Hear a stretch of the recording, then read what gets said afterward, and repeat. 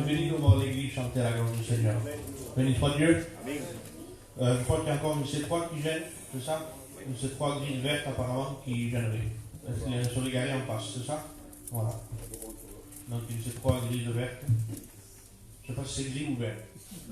Voilà. Voilà, quand il a chanté des cantiques, vous savez quoi, il y a pas mal de serviteurs au milieu de nous, on va les appeler, tous les serviteurs, puis on va chanter un cantique ensemble à la gloire du Seigneur.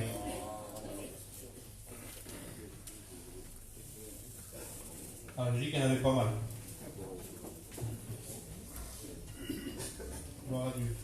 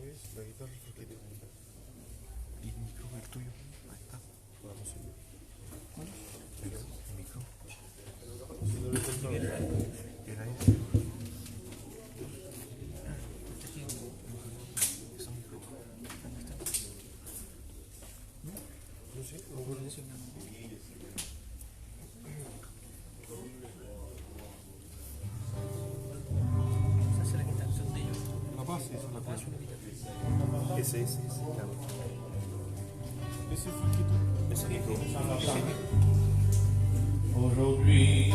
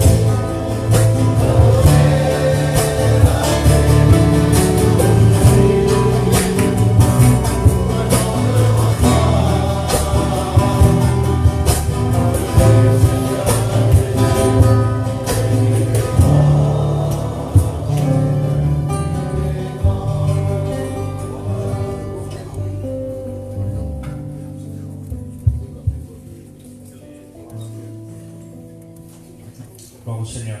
On va laisser le frère chanter un cantique, tu sais, chante-toi un cantique, et pendant ce temps-là, on passe par le service de Pâques.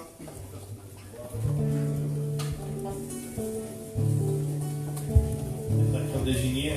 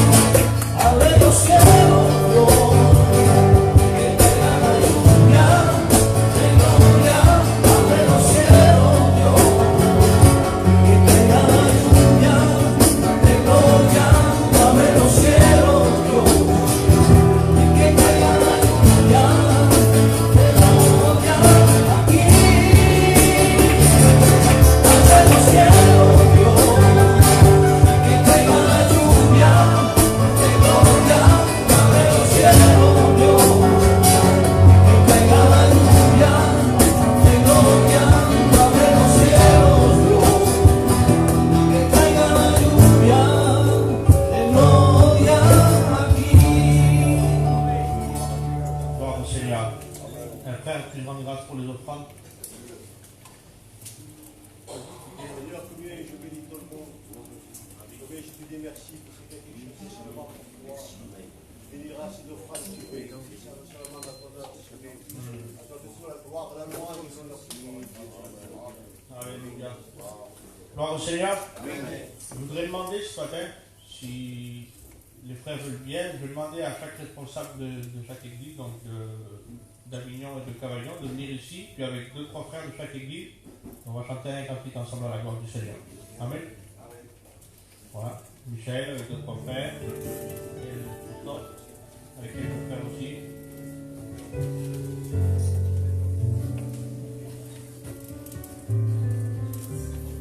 Samuel Blanco, Petito, Youssef.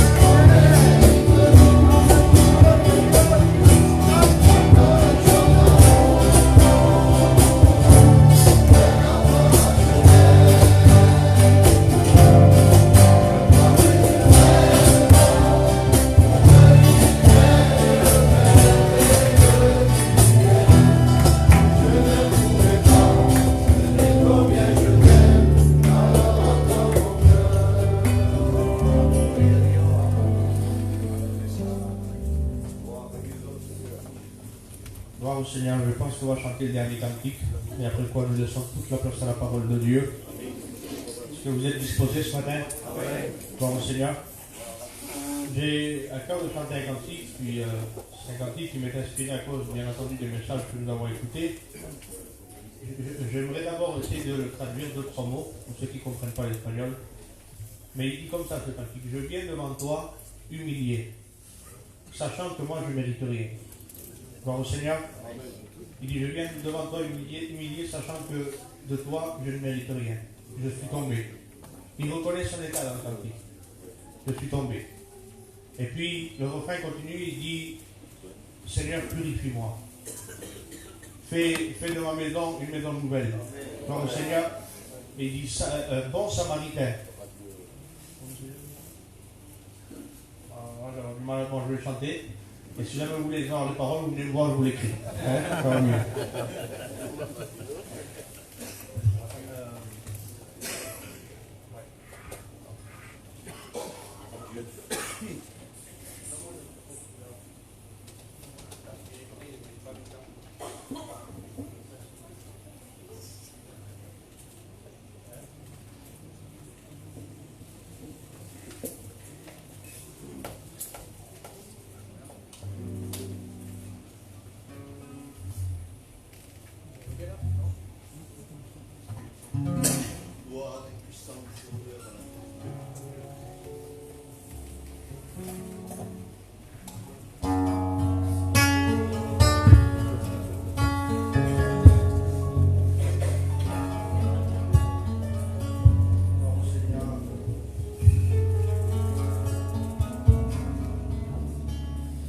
Vengo ante ti humillado, sabiendo que yo no soy merecedor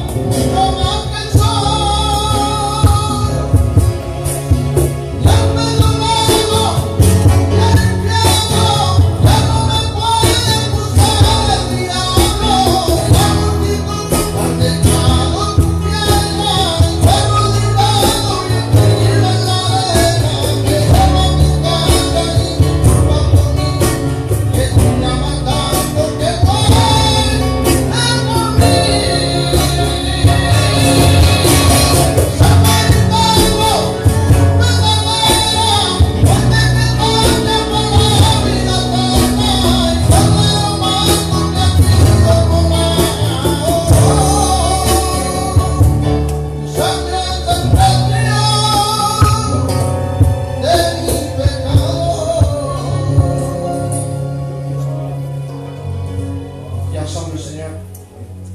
Seigneur, nous voulons te bénir et te glorifier. Nous te rendons gloire et grâce. Merci, Seigneur, pour cette unité. Seigneur, merci pour ce matin, Seigneur, ton esprit qui est au milieu de nous, qui nous bénit. Merci, Seigneur, parce que tu as dit dans ta parole que tu ne nous laissais pas orphelins. Tu as nous laisser ton esprit, qui est celui qui nous conduit, qui nous enseigne dans toute la vérité. Seigneur, nous voulons avoir un cœur pour écouter, pour comprendre ce que tu as nous dit. Bénis ton Église, bénis ton serviteur, dans le nom glorieux de ton plus jeune. L'Église dit Amen.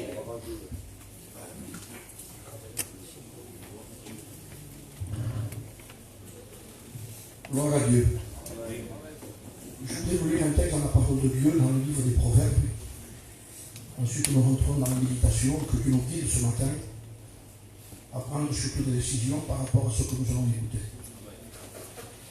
Proverbes chapitre 13 et verset 12. Un texte que je ne lis pas souvent, que je ne lis pas souvent non plus quand je prêche. Mais là, je l'ai écrit et je voudrais le lire ce matin avec vous. Un espoir différé rend le cœur malade. Mais un désir accompli est un arbre de vie.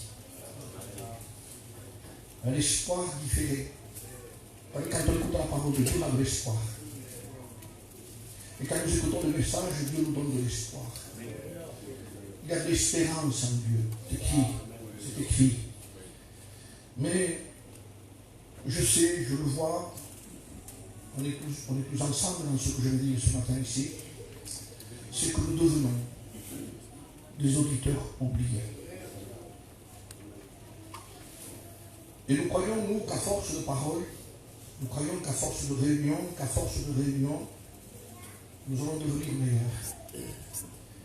C'est ce que nous avons décidé de garder qui va produire en nous quelque chose de réel. Je suis convaincu que ce n'est pas du jour au lendemain que les choses vont se faire. Tous les rois qui ont précédé dans le Nouveau Testament, qui ont été avant le Nouveau Testament, il y a eu des rois qui ont été légers. C'était des rois d'Israël. Et ces rois ont porté le peuple est porté à vivre dans une légèreté terrible. Et les ennemis étaient en train de vaincre Israël. Israël était très malheureux. Israël n'avait pas plus de pêtre. Israël était vainqueur. Tu seras toujours la tête, tu ne seras jamais la queue, jamais. Tu seras la tête. Un de toi fera fuir cet homme. Comprenez ça? Ça veut dire que moi je te donne la victoire. Amen. Le Dieu que je suis te fait rentrer dans un pays où coule le lait et le miel. Tu ne reculeras pas devant les ennemis. Je serai à la tête. Et Dieu est un Dieu de victoire. Amen. Je te donnerai un pays où tu n'as pas semé. Je te donnerai un pays où tu n'as pas planté. Sois pour toi, il dit. Je ferai fuir tes ennemis. Je suis Dieu.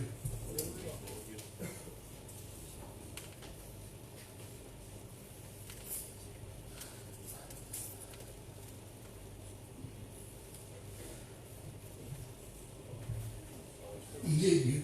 Amen. Je vous mange juste. Excusez-moi, mais je suis ému. Parce que ce Dieu est un Dieu de victoire. Amen. Nous sommes tellement habitués à des réunions.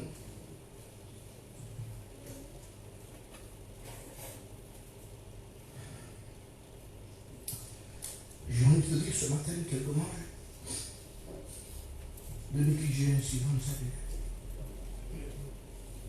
Quel dommage de vivre l'évangile léger. Quel dommage. L'autre jour, j'étais en train de prier, je disais, Seigneur, je prie le Dieu d'Abraham.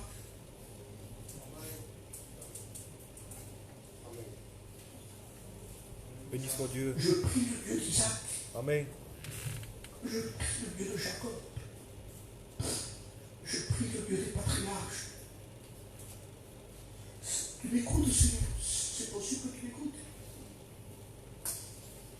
Tu m'écoutes, tu m'entends, moi. Maman, tu m'écoutes. C'est une poussière, Seigneur. Quel dommage. Quel dommage de perdre du temps. Quel dommage. C'est normal qu'un espoir qui fait des grands camarades. C'est normal qu'on tombe malade. C'est normal qu'on devrait tomber malade en réalité. Malade parce qu'on dit Seigneur, il n'y a rien qui se passe, on remet toujours à demain. On prévoit notre mission, on dit il faudrait que tu sais que faire de celui-là. Peut-être si bien un tel. Faisons appel à des hommes parce que nous ne voulons pas prendre nos responsabilités. Dieu nous appelle. Je n'ai pas de message particulier ce matin, j'étais un peu embrouillé en réalité. Et quand les frères m'ont demandé tu as un message, je ne sais pas trop. Je sentais un poids dans mon cœur ce matin déjà. Je savais que Dieu m'appelait à la communion de son Fils. Je savais que Dieu m'appelait à la prière. Amen.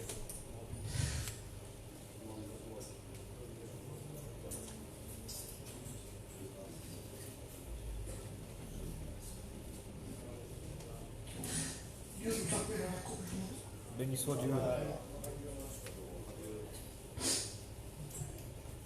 Jésus veut que nous soyons avec lui.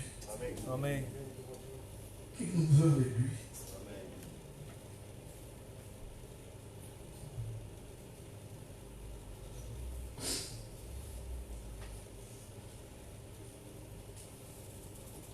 Un désir accompli est un arbre de vie.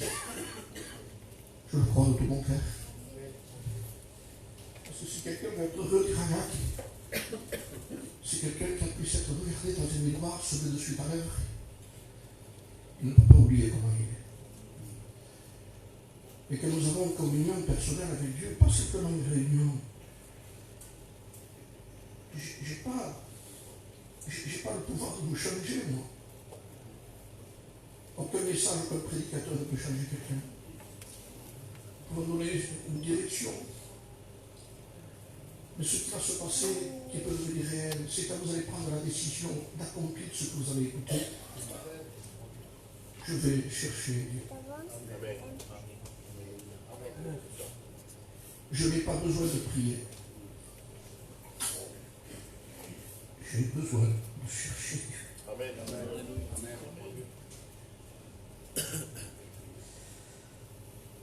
Je sais que si je vous cite certains noms, ça veut dire que j'ai entendu parler.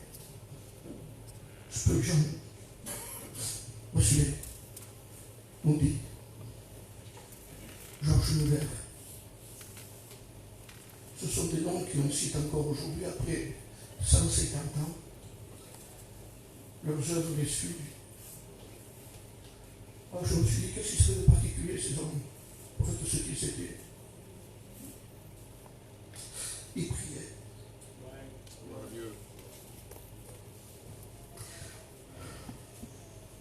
Toute la gloire soit là.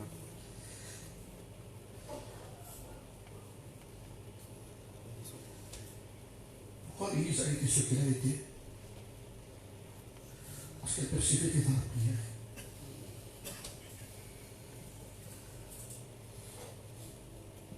Jésus-Christ est le Seigneur de son Église. Amen. Il n'appelle pas son Église à autre chose qu'à la prière. Amen. Je sais que je touche le sujet qui touche tous les hommes de Dieu partout. Je ne peux pas me tromper. Je sais qu'en touchant ce sujet, je peux prêcher à des docteurs en théologie. Je peux prêcher avec tout le respect que je dois au conseil de direction. Je peux prêcher à tous les comités. Je peux prêcher à tout le monde ici. Je me prêche à moi-même. Et j'ai envie de dire demain au camp de communion. On a remplacé les boucliers en or. C'est ce qu'ont fait les rois apostats. ils ont sorti là, ils ont mis de l'argent, de petit à petit, ça diminuait de plus en plus. Il n'y avait plus dans le temple les valeurs qu'il fallait. Je sais que c'est la solution pour vous et pour moi ce matin.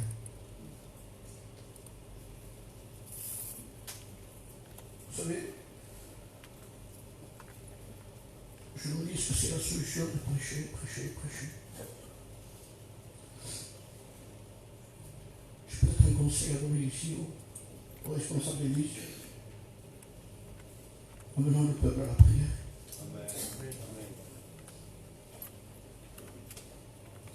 Arrêtons de prêcher. Il ne faut pas prêcher. Si, après avoir prié. Amen. Amen. Vous avez vu comment mon bac, j'ai vite fait une réunion. Je suis rentré dans des réunions, j'ai fait plusieurs églises. J'étais dans une église un jour où il n'y avait même pas marqué réunion de prière.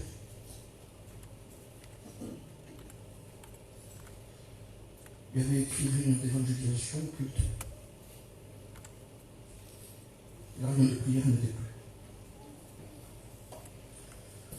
Alors ce qui marque réunion de prière, c'est une honte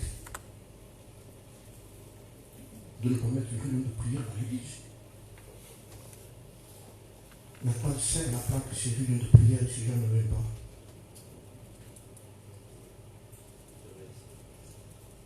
On a veillé à tout sauf parce que l'église prie. On s'est tombé. On s'est tombé. Vous savez, c'est pas un problème quand on se trompe. Il n'y a personne. Tous les hommes de Dieu se sont trompés. Dieu permet qu'on se trompe. Pour qu'on ne le refasse plus. J'ai peur de dire ce que je vais vous dire ce matin. Il y a un mot qui est venu dans mon cœur aussi. C'est que le Seigneur est en train de faire un triage. Ce n'est pas les hommes qui le font. Dans le livre des Juges, le Seigneur a voulu bénir Israël. Parce qu'Israël a crié à Dieu. Je crois qu'il faut changer nos prières et voir que nous sommes réellement malheureux. Malheureux parce que nous avons remplacé ce qui était en or par ce qui nous semble qui n'est pas. Nous avons voulu amener le peuple dans l'atmosphère. Nous avons cherché des noms pour que ces noms puissent bénir le peuple, que ça ne marche pas. Nous avons essayé d'amener nos styles chez nous en disant peut-être en chantant en espagnol, en catalan, en français, en manouche, ça marchera mieux. Ça ne marche pas non plus. C'est pas que les cantiques ne sont pas spirituels. Mais il faut être spirituel pour les chanter.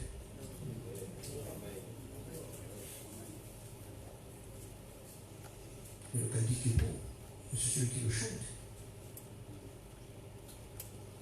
Il ne faut pas que la trompette donne un son confus dans la parole de Dieu, sinon qui se préparera au combat? J'ai vu dans les églises plus de réunions de prière. On essaie de bâtir des choses. Je vous dis mon expérience, ce que je vois. On mélange les choses. On essaie de ne pas vexer les gens parce que si on les vexe, certaines ne reviendront plus. Vous savez, je vous le dis encore ce matin, ici, quand j'ai lu le livre des Juges, lorsque le peuple a crié, Dieu a envoyé un libérateur. C'était un homme bien simple, c'est dans le chapitre 6 du livre des Juges. On ne tous les détails. C'est un homme qui s'appelait Gédéon, qui mettait à l'abri de Madian, d'Amalek, de tous les ennemis, le blé qu'il avait ramassé, parce que Amalek et Madian montaient. Et à chaque fois qu'ils avaient ramassé, qu'ils avaient recruté, ils prenaient tout. Et je me suis aperçu que le peuple, c'est pareil. On a des missions, on repart, Amalek revient, Madian revient. Et hop, il ne reste plus rien. Il faut passer à d'autres missions. On est en train de vouloir donner, comme disait un homme de Dieu, des poissons à nos chrétiens, alors qu'il faudrait leur donner une canne à pêche. Responsabiliser chaque enfant de Dieu. Amen. Amen. Et lorsque Gédéon a pris ses résolutions, vous connaissez l'histoire, il y a un ange qui l'a regardé. C'était l'ange de l'Éternel. Il le regardait faire. Vous voyez qu'il prenait le blé, il le mettait à l'abri, il dit ça, Mariam, tu ne l'auras plus. Ça, c'est à Israël, ça. Tu ne le toucheras plus. Amalek non plus, Mariam non plus. C'est fini. Je vais le cacher. Ce qui est de Dieu, je vais le cacher. Ce qui est de Dieu, on ne doit pas le perdre. Le blé d'Israël, c'est le blé béni. Nous n'avons pas le droit. Si vous vous occupez trop de vos affaires, vous allez vous laisser voler le blé d'Israël. Oui, mais si je m'occupe trop du blé d'Israël, ils vont me voler mes affaires, c'est pas un problème. Il est plus dangereux d'être riche aujourd'hui que d'être pauvre.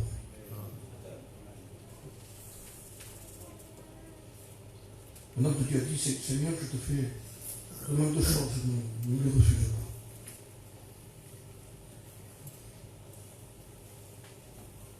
Ne me donne ni pauvreté ni richesse.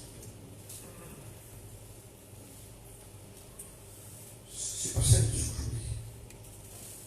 Demander à Dieu ne me donne de pauvreté, je suis d'accord, mais ni richesse.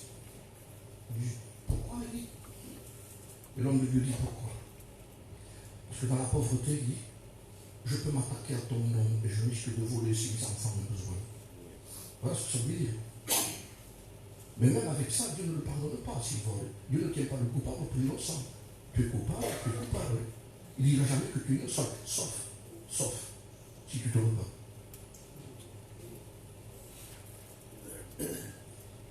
Je peux m'attaquer à ton nom, il dit si je veux. Mais il y a quelque chose de plus grave, il dit. Dans l'abondance, il dit, je peux dire qui est Dieu. Tranquille. J'ai ramassé, tranquille. C'est-à-dire que mon espérance, ma confiance ne repose plus sur Dieu, mais sur ce que j'ai. D'abord, j'ai tellement peur qu'on me le prenne, parce que je perds ma confiance.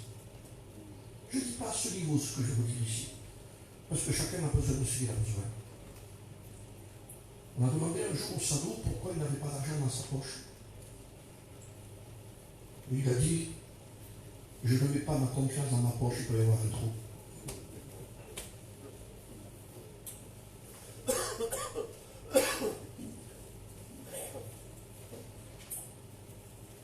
Jésus a voulu donner un exemple. Il était permis de payer le tribut à César. Pourquoi il ne s'est pas fouillé? Il n'avait pas le droit d'avoir une pièce à la poche. Il dit, montrez-moi une pièce, il n'en avait même pas une. Il était le roi des rois, le Seigneur des seigneurs. Il faut arrêter, frères et sœurs. Il faut arrêter. Donner la nourriture et le vêtement, ça suffit, frères et sœurs. Amen. Nous avons la nourriture et le vêtement, cela nous suffit. Nous sommes en train de combattre autre chose, nous nous occupons trop des affaires du monde et de la terre et d'avoir peur. Et pendant qu'on s'occupe des affaires de la terre, nous sommes en train de négliger le blé de Dieu. Mariam arrive. Et on s'étonne, nous, pourquoi après on n'a plus rien. Et pourtant,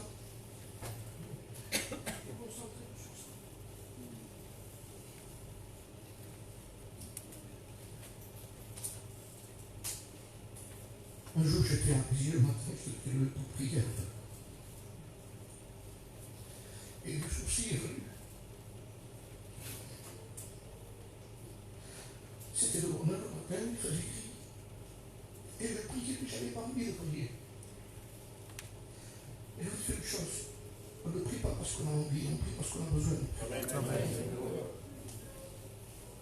On ne lit pas la Bible parce qu'on a envie de lire, on lit parce qu'on a besoin de lire. Souvenez-vous de ce que je vous dis ici. Ce n'est pas une question d'envie, c'est une question d'utilité. Et je priais, je marchais. Et mon esprit était pris aussi. Et j'ai entendu j'habitais sur une droite. Je levais la tête et je les regardais. Et je lui ai dit, tu as raison. Tu as raison. Parce que Dieu te nourrit à toi. Parce que Dieu s'occupe de toi, c'est écrit. Alors je me suis fait un dialogue. Et j'ai dit, si toi tu rentrais dans un souci, comment j'ai, comme toi, comment j'ai, si tu ferais pareil, si tu n'aurais pas confiance en Dieu qui te nourrit, il faudrait que tu sèmes. Il me sème, il me moissonne. Il faudrait que tu prennes avec ton bec une petite graine, que tu l'amènes en terre avec des ailes, que tu l'enterres, que tu l'éterres, que tu la mets dedans, que tu l'enterres à nouveau, que tu achètes de l'eau, que tu le nourris. Et si tu faisais tout ça, tu perdrais ton rôle. Parce que le rôle que Dieu t'a donné à la création, c'est de louer et de chanter. Et quand nous rentrons dans les soucis, nous parlons, pardonne notre rôle. Dieu nous a créés pour adorer. Dieu nous a créés pour bénir. Jésus veut être aimé. Amen.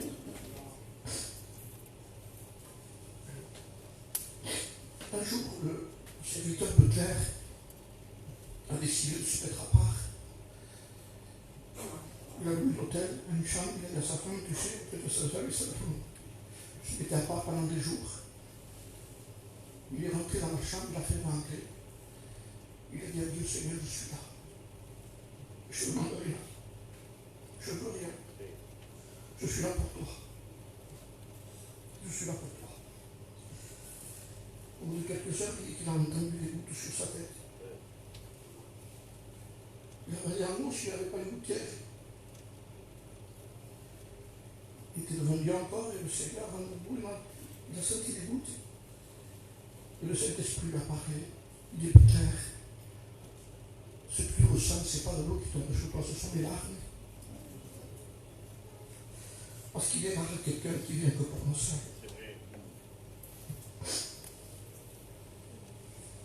Ça peut-être vous faire pleurer. Ça fait tellement de bien de pleurer. De ne pas pleurer parce que nous avons mal au droit, parce qu'on manque des billets, parce qu'on manque de lui. Nous sommes en train de perdre les richesses. C'est dommage.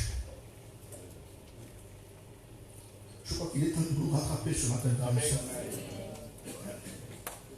Il est temps de ne pas différer ce que nous sommes en train d'écouter. Ça va rendre un cœur malade. Vous savez, si vous êtes touché par ce que vous écoutez ici, qu'il n'est pas un message mais qu'il y a quelque chose qui nous responsabilise et qui nous parle nous-mêmes, et que nous savons que nous avons peur de nos rendez-vous avec lui, nous allons changer nos rendez-vous par des occupations. Au lieu de passer plus de temps, nous en avons pris. Il y avait un temps pour lui. Et il y avait un temps pour nous. Nous n'avons même pas donné la dîme de notre temps à Dieu. 10%. Vous avez consacré ça. Ça ne nous suffisait pas. On a grignoté sur lui encore. On a pris 3 minutes de plus pour nous. Et après 3 minutes, ça a été 5 et 10 et 15 et 20. On a remplacé la véritable communion par la récitation. On dit, mais c'est religieux ça, quand quelqu'un prie comme ça, notre Père qui est aux cieux, que ton nom se sanctifie, que ton règne vienne. On dit, c'est un religieux. Nous aussi. C'est remplacé par Seigneur, bénis-moi, garde-nous. Des fois on court. J'ai vu des gens, ils ont oublié de prier, ils prient en faisant le marché, en mettant la clignote, en mettant des mots, en allant travailler. Ça c'est en plus. Nous avons tellement été occupés, préoccupés, que nous avons volé Dieu. Comment ne voulez-vous pas, frères et sœurs? Quand nous disons les réveils qu'il y a eu, mais si vous aimez ça, quand quelqu'un aime quelque chose, il dit j'en ai de l'eau à la bouche. C'est vrai ou pas? Quand c'est bon. Quand vous lisez ces hommes de Dieu, Il y a de la salive qui vous sort si vous êtes flou devant Dieu, parce qu'il est Seigneur. Comment nous avons vécu? Parce qu'il priait.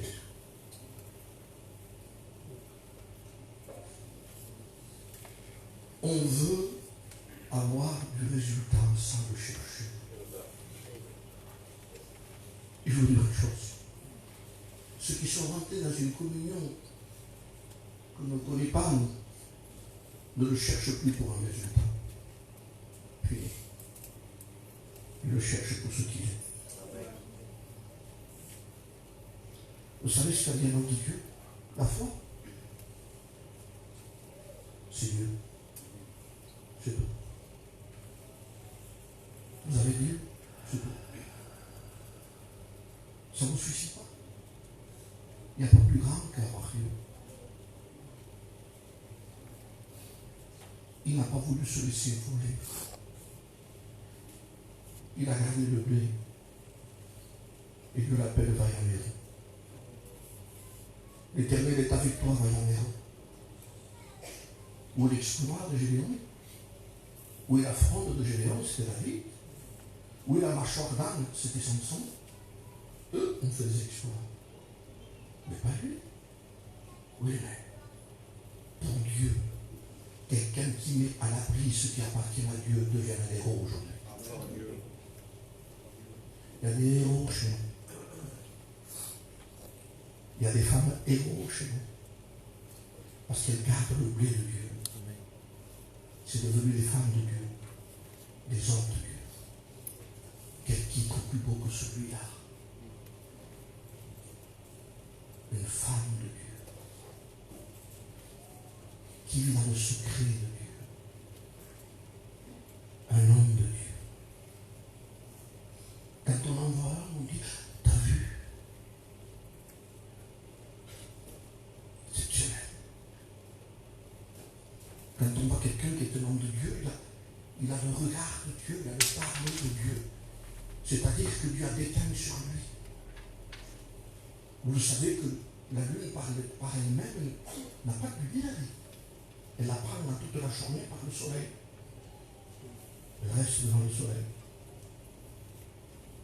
Elle a obéi à Dieu. Le jour où elle ne le fait plus, elle n'éclairera plus. Mais tous les soirs, vous la voyez après. Elle n'a pas de lumière, elle l'a pris. Comment voulez-vous avoir de la lumière sans être devant lui? Comment voulons-nous avoir de la lumière? Je rappelais un jour l'aimant par lui-même, à qui le faire? Mais pas le faire. Le faire n'intègre pas le faire, c'est pas sa nature. C'est la nature de l'aimant. Et si vous prenez un aimant, je dis, si vous mettez du fer dessus, et vous le laissez tout un jour, toute une journée, un jour, le lendemain, vous prenez le fer, qui n'attire pas le fer. Et vous emmenez vers le fer. Il attire le fer. Et on va dire au fer, t'as pas ça, toi, t'es pas un aimant? Non. Et comment t'as fait? Je suis resté collé sur les mains. Et j'ai pris ce qui était de lui. Amen. Si nous n'avons pas de communion avec Dieu, comment on peut prendre ce qui est de nous? Qu'est-ce qui va déteindre sur nous? Les discussions? On n'arrive même plus à se pardonner, à s'aimer dans l'église.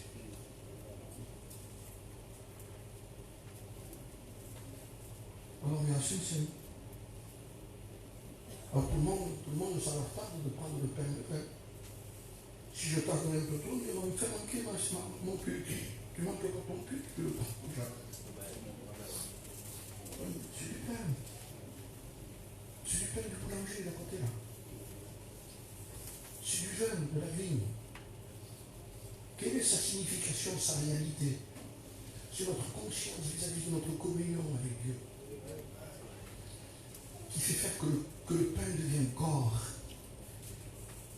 et que le vin devienne sang et que nous rentrons dans la réalité de ce que c'est l'authentique et véritable communion avec Dieu. Sauve, Seigneur, sauve éternel, sauve 12. Lorsqu'Ephraïm Félix est mort, il m'a été demandé de faire l'enterrement, c'est lui qui le voulait. On m'avait demandé une chose, mais ça, je ne sais pas comment ça se fait, on devait le ressentir, je lui téléphonais de temps en temps. Et quelque temps avant, on m'avait dit, Xavier, souviens-toi que c'est toi qui vas faire l'illumination. Alors je lui ai dit, c'est peut-être vous qui faites le lien. Il m'avait dit, ce n'est pas Jean. Il m'a dit, Xavier, ta tête, un peu. Quand tu prêcheras,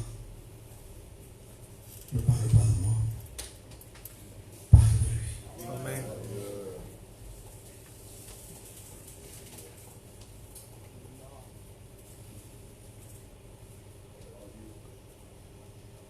J'ai prêché, je n'ai pas parlé de lui, mais au dernier moment, j'ai dit quelque chose. J'avais envie de parler de lui. Mais voilà, j'ai voulu obéir. Mais j'ai cité le psaume 12. Sauve éternel, car ils ont le pied sans nom. On se dit des faussetés les uns les autres. On parle avec un cœur double. Sauve éternel, car ils ont le pied sans nom. Sauve éternel, sauve. Sauve Seigneur, car nous manquons d'hommes de Dieu et de femmes de Dieu. Je respecte tous les frères qui sont là. Mais nous manquons d'hommes de prière. Un homme de Dieu a dit un jour, Jésus n'a jamais demandé, jamais demandé que la maison soit appelée une maison de prédication et de cantique. Mais Jésus a dit, ma maison sera appelée une maison de prière. Cet homme avait souligné aussi. Ils ont vu Jésus faire des miracles. Ils ont vu Jésus agir. Ils n'ont jamais dit à Jésus, enseigne-nous à faire les miracles que tu fais. Mais ils ont demandé à Jésus, Seigneur, enseigne-nous à prier comme tu pries. Je me sens concerné dans ce que je vous dis. Je crois que si vous avez un peu de conscience, vous allez vous sentir concerné. Nous avons besoin de revenir à Dieu.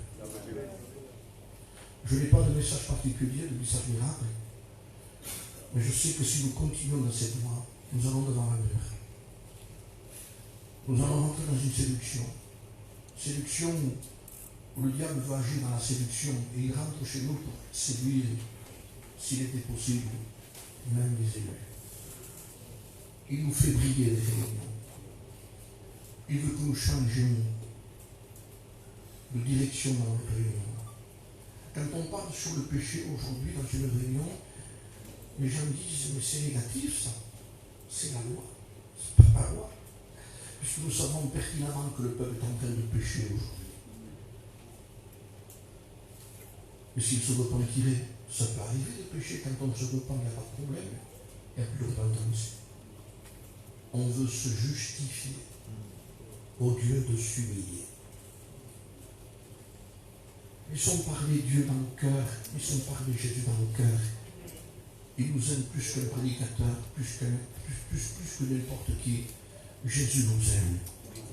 Et il veut le meilleur pour nous. Il veut nous détacher, enlever la séduction qui s'est touchée, qui a touché de plus en plus dans les programmes de réunion, dans les programmes de cantique, dans les programmes de ce qu'on essaie d'amener d'autre part, des grands orateurs. On me dit souvent, si tu écoutes celui-là, mais quoi de plus que d'être devant Dieu, d'écouter Jésus-Christ nous parler. Vous connaissez un endroit meilleur? Je dis, on va chercher loin ce qui est si près de nous. Ce que je te commande, il n'est pas de l'autre côté de la mer, pour dire qui ira me chercher, il dit, ou dans le ciel, pour dire qui montera. Ce que je te dis devant ta bouche, devant toi, c'est si près. Un homme pose la question à Jésus, dit, Seigneur, y a-t-il peu de gens qui soient sauvés? Et Jésus est là. Alors Jésus lui dit, mais entre. Je suis la porte. Qu'est-ce que c'est toutes ces questions? Seigneur, bénis-nous par un tel. Je veux écouter un tel. Écoutez-les, il n'y a pas de problème. Si prêche l'évangile, sinon ne les écoutez plus. Perdez pas du temps, restez chez vous. Pas de temps à perdre, vous comprenez bien, ça dépend de nous-mêmes. Où Dieu nous appelle, c'est tout simplement, il dit, tu n'as pas besoin de courir bien loin. Je disais un jour, quelle distance y a-t-il entre la cuisine et la chambre? pas 3-4 mètres. Mais il dit, voilà, fais-les. Entre dans ta chambre, ferme la porte.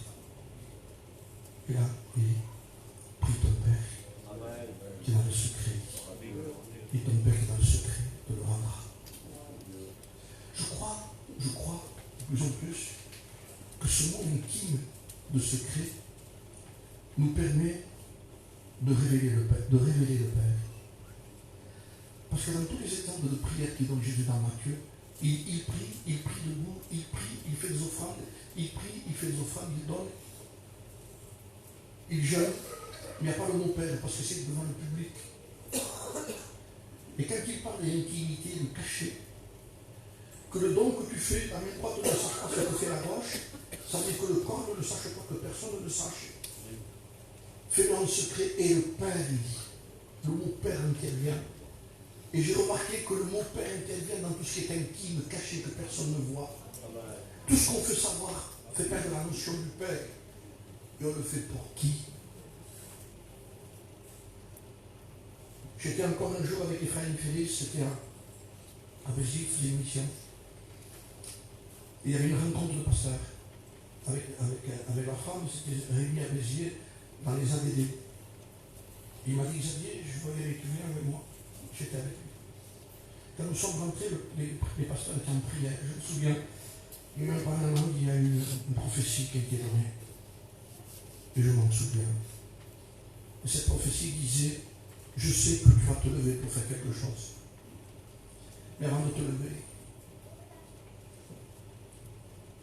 réfléchis bien à ce que tu fais. Est-ce que c'est pour moi ou pour toi que tu le fais? C'est resté. Ça veut dire que le Seigneur connaît toutes nos motivations. Et il sait quand on veut faire savoir quoi. Vous savez comment c'est difficile pour la chair de ne pas faire savoir qu'on fait quelque chose pour Dieu. Vous l'avez remarqué ça? Elle ne supporte pas. Comme si quelqu'un ferait un don de 2 000 euros, 1 000 euros à quelqu'un. Mais il veut le faire savoir quand même. Je ne sais pas, moi. Alors il va se débrouiller. Il va se cacher dans une conversation. Il va faire venir la conversation de manière que, par exemple, il y a un frère un jour qui, avec la tête baissée, pour l'humilité, vous voyez, il avait besoin, mais voilà, de manière que lui donne 1 000 euros. Tu l'as dit. Tu voulais le dire. Tu voulais que ça se sache. C'est nous ça. C'est nous ça. Je parle de nous. Je parle de l'être humain. Il aime faire savoir si jeune. Il le fait savoir.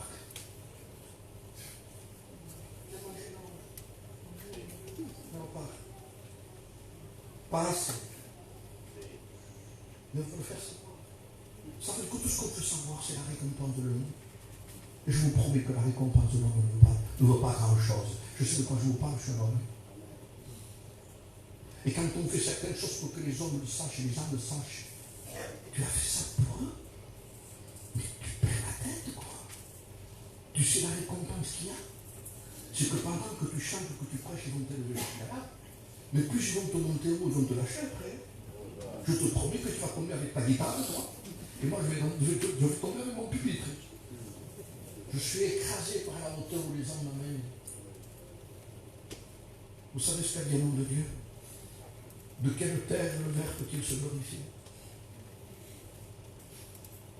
De quelle poussière le ver peut-il se glorifier? Je dis ce qu'il a dit. De quel fumier le ver peut-il se glorifier? Quel orgueil voulez-vous qu'il ait? Le ver dit, je prêche, je m'appelle une tête. Oh, tu te souviens où tu es? Qui, moi? Oui. Oui, Seigneur. Non, pardon. Ici, tu viens par d'autre part, tu es poussière. Amen. Et tu retourneras à la poussière. Amen. Dieu nous a donné un corps pour nous humilier. Il n'y a pas plus humiliant que de vivre chez nous-mêmes. Des entraves, des critiques, des pensées. On est là. Elle arrive à un tel, à ceux qui passent. T'as vu? des chats. Sans compassion. On ne sait même pas pourquoi il y a le problème. On ne sait même pas. Mais voilà, c'est tout. On juge. Tout va mal. Le prédicateur, ça va quand il coche bien. Après, à un moment donné, on le jette à la poubelle. Ne vous faites pas grave de ce que les gens peuvent faire. Dieu. On est poussière, frères et sœurs. Un jour, un homme est venu aveugle. Il vient bien Jésus.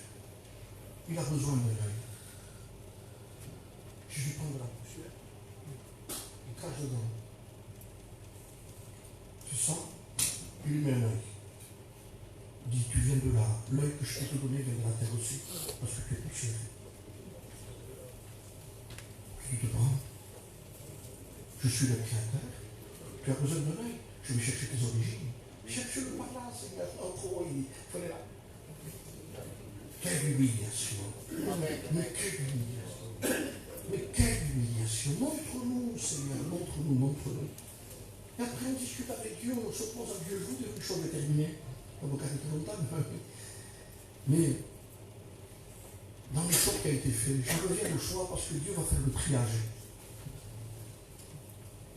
Il va faire le triage et il faut que je vous cite 2 exemples avant de finir. D'abord, c'est le livre des Juges, bien sûr, au chapitre 6. Je ne savais pas que je vous parlerais de lui réellement, mais j'avais autre chose à dire, et voilà. Ensuite arrive le chapitre 5. L'Éternel dit à Gédéon, le peuple est trop nombreux. Donc je livre ma viande entre tes mains. Il pourrait en tirer gloire. Contre moi, il dit, c'est ma main qui m'a délivré. Publie donc ceci aux oreilles du peuple, de celui qui est craintif et qui a peur. Ça retourne et s'éloigne de la montagne de Galate. Ils étaient 32 000, 22 000 sans nous. Si Dieu criait le même message que celui qui est craintif et qui a peur, ça n'aille. Mon Dieu, non, laisse-le, il ne sert à rien. Excusez-moi, c'est pas moi qui le dis. Si ce serait moi qui ferais le triage, qu'est-ce qu'il veut dire? Mais c'est Dieu qui fait le triage. Et par quel moyen il dit? Peur. Quelle peur? De souffrir. Le chrétien ne veut pas souffrir pour Dieu. Il veut souffrir pour lui-même, mais pas pour Dieu. Quand c'est le moment de renoncer, quand c'est le moment de prendre les armes de Dieu, quand c'est le moment de faire un choix entre une réunion de prière et un programme à la télé, c'est choisi déjà, il ne faut pas manquer l'épisode. Quand c'est le moment de faire un choix,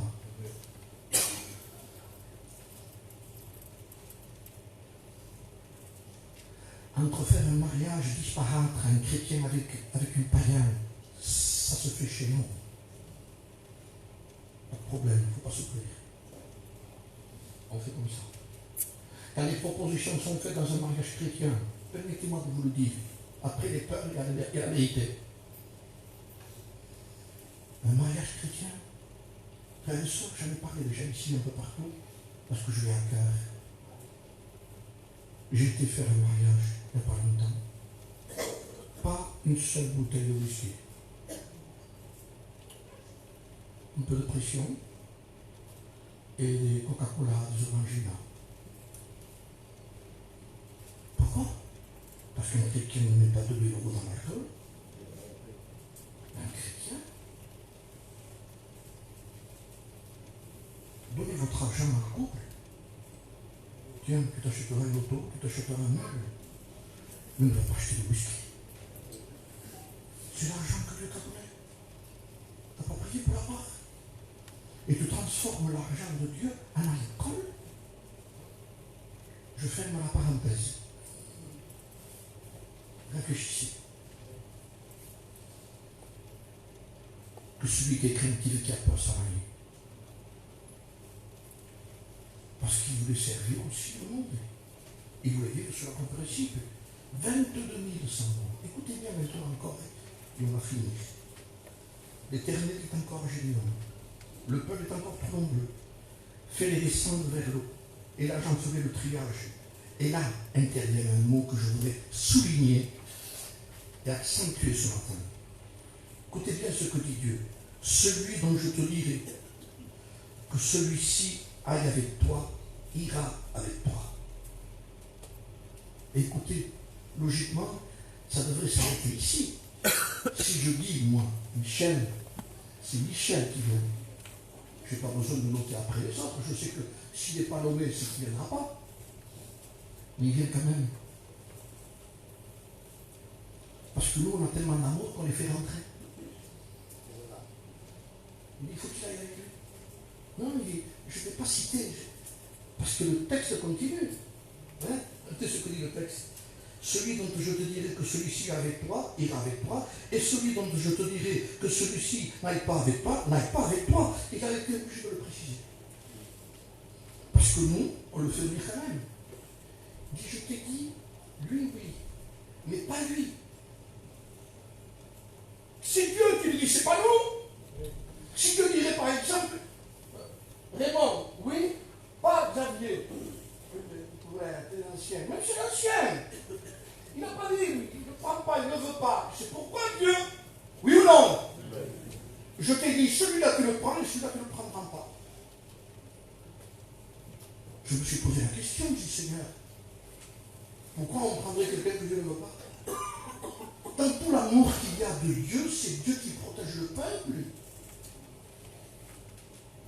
Un jour, Jésus est venu, les gens sont venus le chercher, il est en train d'enseigner. Vous connaissez l'histoire, il y a quelqu'un qui traverse la foule, parce que la famille l'envoie. Il dit, va dire à Jésus, à mon fils, c'est Marie et sa famille, qu'on est là, nous. Traverse la foule, il dit, Seigneur, pendant qu'il est en train d'enseigner, il dit, ta mère et ta frère et tes frères sont dehors. Ils n'étaient pas dedans, hein. Ils étaient dehors. Ils voulaient le faire sortir de dedans. C'est la famille qui nous fait sortir de dedans. Nous sommes occupés dans l'enseignement, la famille arrive. Et lui qui vient n'a pas le temps. Il est en train de prêcher, il est en train de prier, il est en train de se sanctifier. On n'y va pas. Oui, c'est ma famille. Tu pourras l'aider comme ça si tu ne l'aideras pas. Si tu y vas, tu ne l'aideras jamais. C'est pas quand un membre de la famille tombe dans un puits qu'il faut jeter dans le puits. Vous savez deux. C'est pas de l'amour, ça. Il faut rester en groupe. Pour chercher une corde. Ça veut dire que l'amour ne participe pas à rien. Il reste en nous pour pouvoir aider. Ta mère et tes frères. Écoutez ce que fait Jésus. Je vous donnerai le texte si vous voulez. Vous savez que Jésus a dit qui est ma mère, qui sont mes frères. Ce sont ceux qui écoutent la parole de Dieu, qui la mettent en pratique. Mais ça, c'est le message pour tous. On peut le prendre pour n'importe qui, ça. J'ai le droit de me l'accaparer, moi, le texte que je vous dis ici, vous aussi. C'est-à-dire que je fais partie de la famille de Dieu, moi aussi. Mais attendez, il y a un texte qui dit, dans un évangile, que Jésus, désignant avec sa main, pas pareil, là. Là, le message n'est pas confus. Là, il est pour des gens précis. Il les désigne avec la main. Et il regarde le frère et il dit, lui, c'est pas confus. Qui est ma mère? Il dit, lui. Mes frères, qui? Lui. Et après, il sort alors, il dit, et toi? Et moi alors? Mais c'est ton problème, demande-toi avec Jésus. Adresse-toi à Jésus, pourquoi tu n'as pas été désigné? Pourquoi je ne suis pas désigné? Pourquoi? Adressons-nous à Jésus, pourquoi? Qu'est-ce qui se passe? Qu'est-ce qu'il y a? Enfin, dit Jésus, tu as compris le message. Tu te mélanges parmi le peuple, tu ne fais pas partie du peuple, tu as péché. Il faut te repentir. Viens me chercher. Invoque-moi. Cherche-moi. Prie-moi. Et fais connaître ton problème à Dieu. Humilie-toi devant la puissante main de Dieu. Humilie-vous sous la puissante main de Dieu. Vous savez ce que ça veut dire, la puissante main de Dieu? Vous savez qu'il y a 5 ministères? Vous savez qu'à une main, il y a 5 doigts? Je me humilie devant Dieu, moi. Il y a des ministères, frère. Et la main de Dieu, ce sont les ministères que Dieu a donnés. Hein? Il y en a qui sont un ange qui leur parle. Vous écoutez un message. Respectez le message que vous écoutez. Si vous entendez que Dieu vous parle, dites, tu me parles, Seigneur. C'est pas que tu veux me jeter, c'est que tu veux que je me confronte à toi. Tu me désignes, tu ne m'as pas désigné. Je n'ai pas vu ta main me désigner. Je n'ai pas vu ton doigt dire toi, pas toi. Mais moi, pas toi. Il dit pourquoi pas moi? Eh bien, cherche-le pourquoi. Bon, je ne sais pas, je n'ai pas de révélation. Mais chacun sait pourquoi. Il n'y a plus de présence de Dieu. Chacun sait pourquoi. Il essaie de démontrer quelque chose qu'il n'a plus. Parce qu'il ne combat plus. Parce qu'il a passé des compromis. parce qu'il a péché, il ne veut pas se repentir. Nous avons un avocat auprès du Père. On peut encore rétablir contact avec Dieu. Amen. Il y a encore possibilité de Dieu. Dieu est là pour nous bénir. Christ est là pour nous pardonner. Dieu ne veut pas la mort du méchant. Il dit, Ézéchiel, je te mets comme une sentinelle. Avertis-le. Si tu te laisses avertir, il sauvera son âme. Laissons-nous avertir, frère. Ne cherchez pas quelqu'un qui dit ça va, ça va. C'est un criminel, ça. Vous le comprenez bien. Quelqu'un qui vous veut du bien, c'est quelqu'un qui vous dit, tu sais, tu as besoin de t'humilier. Tu as besoin de chercher Dieu. Je sais que partout ça se passe, ça. Et on a besoin de se confronter personnellement au Seigneur. Il y a des affaires qu'on ne peut pas arranger ici. Il nous faut rentrer dans la chambre. Il dit, viens ici. Je te parle. Assis-toi. Quand on respecte quelqu'un, je respectais beaucoup mon grand-père. C'était un homme très respectable. Un jour, il m'a dit, viens à la maison. J'ai eu peur. Et qu'est-ce qu'il veut? J'avais peur de parler avec lui. J'avais peur d'avoir une conversation avec cet ancien qui était mon grand-père. Je le respectais tellement. J'ai dit, qu'est-ce qu'il a à me dire? Quand Dieu nous dit, viens, tu as ta peur, viens. Il ne faut pas avoir peur de lui. Il faut avoir peur de nous. Il va découvrir qui on est. Il vient. Je t'ai vu. Quand Seigneur, je t'ai vu quand le peuple ne te voyait pas. Je t'ai vu ce que tu as dit. J'ai vu ce que tu as fait. J'ai vu que tu as trompé, que tu as volé, que tu as fait le mal. J'ai vu que tu t'es disputé. J'ai vu ta colère, j'ai vu ton animosité. Je t'ai vu. Je t'ai vu sous le figuier. Je t'ai vu que personne ne te voyait. Je t'ai vu de loin. Nous aime. C'est tout l'amour de Dieu que je vous dis. C'est tout l'amour de Dieu. Amen. Il dit, ne prends pas celui que je ne prendrai pas. Un jour, les disciples ont dit, je finis par ce texte-là, Matthieu 13. Écoutez ce qui est écrit. Parce que je me suis posé des questions. Et je crois que le Seigneur donne la réponse ici. Matthieu 13, c'est la parabole du semeur. Il y a quelque chose qui dit. 13, 9, 13, 10. Les disciples s'approchaient et dirent, pourquoi leur parles-tu en parabole? Pourquoi leur parles-tu en parabole au peuple? Je leur répondis, parce qu'il vous a été donné de connaître les mystères du royaume des cieux, et que cela ne leur a pas été donné. C'est-à-dire que Jésus révélait la parole. Il y a la révélation de la parole. Vous avez la parole elle-même qui est cachée, qu'on ne comprend pas, qui n'est qu'un texte pour nous. Et ensuite la révélation. Et Dieu dit, je te dis, moi j'ai donné. Parce que vous ayez de la révélation, mais pas eux. Alors c'est un choix que tu fais, c'est une prédestination, pas du tout. Et le Seigneur donne la solution. Et il dit pourquoi. Verset 18. Vous donc écoutez. Pourquoi? Parce que pour eux, verset 14, s'accomplit cette prophétie d'Ésaïe. Vous entendrez de vos oreilles et vous ne comprendrez point. Vous regarderez de vos yeux et vous ne verrez pas. Écoutez bien, c'est pas juste. Quand tu vois Michel, pas moi, c'est la vie. Car le cœur de ce peuple est devenu insensible. Ils ont, endurci leurs oreilles. Ils ont fermé leurs yeux de peur. Et là, je vais vous donner un peu l'explication de ce que je crois. Qu'ils ne voient de leurs yeux et qu'ils n'entendent de leurs oreilles, qu'ils ne comprennent de leur cœur, qu'ils ne se convertissent et que je ne les guérisse. Vous savez qui c'est ces gens-là? C'est les gens qui ont décidé de ne pas aller plus loin. Évangile limité. Stop, n'allez pas plus loin. Alors Dieu dit, lui, j'ai compris ce qu'il veut. Il ne veut pas aller trop loin, il ne veut pas que je le bénisse trop fort, parce qu'il sait qu'il faudra qu'il abandonne des choses.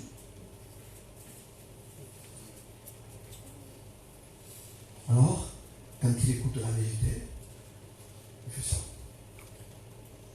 Et il fait ça. La révélation ne vient pas parce qu'il n'en veut pas.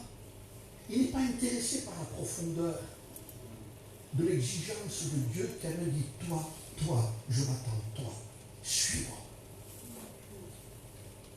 Toi, suis-moi. Que t'importe l'autre, toi, John, suis-moi.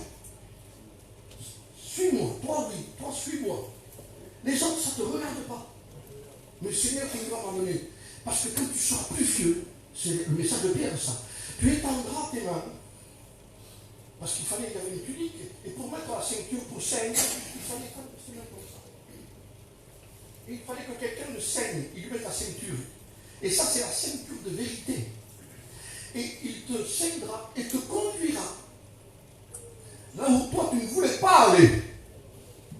Parler de sa mort. Il parlait de la mort à soi-même. Il dit, tu consens à lever tes mains ce matin? Tu te laisses ceindre par le Saint-Esprit. Ce n'est plus toi qui auras le Saint-Esprit, c'est le Saint-Esprit qui t'aura à toi, il dit. C'est pas parce que tu dis quelques mots en langue que tu as le Saint-Esprit. Je me méfie de certaines choses. À certains qui parlent en langue, ils ont une mauvaise langue. Je ne comprends plus. Fini. Parce que le Saint-Esprit était donné à ceux qui lui obéissaient. Le Saint-Esprit dit, va te servir et te conduira là où tu ne voulais pas aller. Toi, il dit, tu vas recevoir de la révélation. Je vais te montrer des choses, des choses cachées que tu ne connais pas. Mais lui, il ne veut pas aller plus loin. Il sait. Il ne veut pas être guéri, parce qu'il sait que s'il est guéri, il devra suivre après. Il devra renoncer. Il devra ne plus aller là, ne plus faire ça, ne plus mettre sa confiance dans l'argent et dans tout ce qu'il a, dans le matériel. Non, c'est stop. Il y a des gens qui se bouchent les oreilles, déjà. Stop. Il y a des gens qui se bouchent les oreilles quand ils écoutent les messages. Vous ne les voyez pas avec les mains. Ils ne font pas ça parce que ce serait ridicule de faire ça. Devant tout le monde, je ne veux pas écouter ce pasteur, pas écouter ses vérités. Mais le Seigneur sait que tu les bouches déjà. Et les yeux, je ne veux pas voir ça, moi. Je suis ici, moi. Moi, je connais ça. Stop. Je sais que je vais au ciel. Il faut être joyeux. Joyeux, aujourd'hui, avec ce que vit l'Église. Comment voulez-vous être heureux avec tout ce que vous voyez? Comment voulez-vous que je sois heureux quand je vois l'état de ma maison, que j'ai besoin de prier pour mes enfants? Comment voulez-vous? Joie. Non. Consécration jusqu'au bout, je veux te suivre. Amen. Dans les bons et les mauvais jours. Se charger de sa croix, des messages qui nous amènent au renoncement, à l'abnégation, au refus de soi-même, à mourir à soi-même. Vous savez ce que je lisais l'autre jour, Tozer, l'homme de Dieu, il disait quand un crucifié porte sa croix, il sait où il va, il sait que c'est fini, terminé, et vous n'allez plus chez lui. On a mis une croix, il ne rentre plus dans sa maison. Il dit adieu à sa famille, c'est fini. Fini, on va me tuer, on va mourir. Les ambitions, il n'y en a plus. Si on lui fait des propositions, je meurs, on va me tuer. C'est ça la mort de la croix. Un chrétien meurt à lui-même. C'est ça l'appel qu'il y a ce matin dans l'amour de Dieu. C'est un appel qui est individuel, personnel. Vous savez de quoi je vous parle. Maintenant, si vous bouchez vos yeux et vos oreilles, vous avez peur que Dieu ne vous guérisse. Que vous avez peur de vous convertir à ça, parce que vous savez que Dieu vous appelle maintenant. Stop maintenant, stop. Tu le sais que ce que je te demande là, il faut arrêter avec ça. Stop. Ne cherche pas autre chose. Mais quand on sait que c'est ça, on est dans la tête. On dit Seigneur, mange plus cet évangile, mange l'évangile que j'écoute d'habitude. C'est bon comme je vis. Alors il dit, à vous, Bérissi, je vais vous expliquer tout. Mais je les laisse comme ils sont, parce qu'ils en ont assez avec ça. C'est le choix que nous avons fait. Ne dites pas, Seigneur, si c'est ta volonté, c'est le choix qu'on fait. Vous avez choisi ce matin? Moi, avec la grâce de Dieu, j'ai choisi. J'ai besoin. Je veux le dire avec toute la vérité et l'humilité. Quand je regarde mon propre vie, je me sens que je suis un de ceux qui a le plus besoin de vous. Parce que je sais à quoi Dieu m'appelle et que je résiste encore. Dieu veut tout. Je lui présente des réunions actuellement. Je lui présente des missions. Je lui présente la route que je fais. Tout ce sentiment que ça. Je veux autre chose de toi. Amen. Seigneur, Amen. tu m'offres Israël. Je veux Israël. Je veux Israël. On prie le Seigneur, frère et soeur. Tu sais que tu veux pour nous qui est le meilleur. Je ne peux pas douter sur ça. Je ne peux pas douter. Je ne peux pas douter. Je ne veux pas douter. Je ne veux pas fermer les yeux, fermer les oreilles. Je veux voir. Je sais que ce que tu vas me montrer va intimider ma vie, va cribler ma vie, va faire du mal à ma vie. Et nous le savons nous aussi. Que si tu ouvres les yeux, nous allons voir l'erreur, l'horreur de notre personnalité. Si tu ouvres nos yeux, Seigneur, nous serons obligés de crier au ciel, de pleurer comme un enfant. Si tu ouvres nos yeux ici ce matin, jamais plus le culte ne sera oublié. Pas parce que l'on l'a prêché, mais parce que nous avons décidé de te demander, ouvre nos yeux. Amen. Ouvre notre entendement. Nous ne voulons plus boucher nos oreilles en disant, là, c'est pas la peine, Seigneur, c'est pas la peine. Je sais que tu me guéris là. Si tu me guéris, je serai obligé de faire des choses pour toi. Alors, je préfère rester comme ça, un faible. Non, tu n'es pas un faible, tu es un lâche. La désobéissance, ce n'est pas de la faiblesse, c'est de la lâcheté. Et se contenter de te dire, je suis un petit chrétien, moi.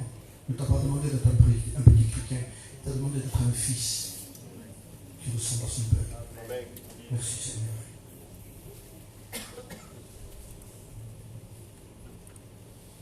Nous voulons te remercier, Seigneur, pour ta parole. Nous ne pouvons rien dire à la vérité, à la lumière de ta parole, si ce n'est que s'humilier devant toi. J'ai eu de la honte à écouter ta parole, Seigneur. J'ai senti ce que tu demandes à mon cœur, à ma vie, à mon âme, à mon être. Que ton nom soit béni, Seigneur.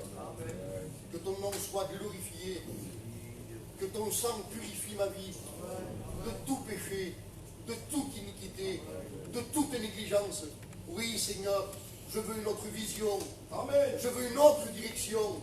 Éclaire-moi de la lumière de ceux qui sont vivants. Père, à toi la gloire. Père, à toi la louange. Parce que je sais que tu pardonnes ma vie. Que le sang de ton Fils me purifie de tout péché, du corps, de l'âme et de l'esprit. Père, à toi toute la gloire, au nom de Jésus. Amen.